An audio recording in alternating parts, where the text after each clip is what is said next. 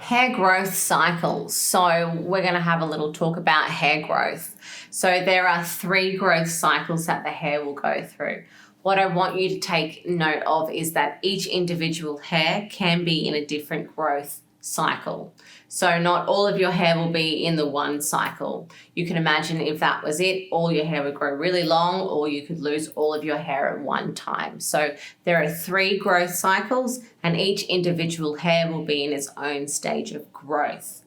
The first one is called Anagen Phase, and this is our first phase of our growth cycle. It says about 85% of your hair can be in this phase, and this can last anywhere from 2 to 8 years, and this is the growth phase. This is where your hair will start to grow. On average, hair will grow about 1 centimetre a month. It can be more and it can be less.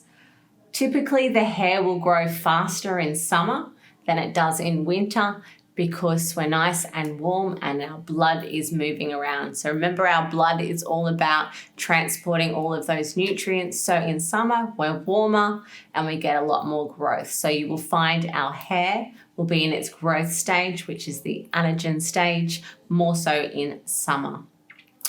On the course of an average hair, it can grow from anywhere up to 45 to 76 centimetres in length. And in some Asian people, it can last as long as 7 years, and with records of hair going up to 1 metre in length. So anagen is all about growing.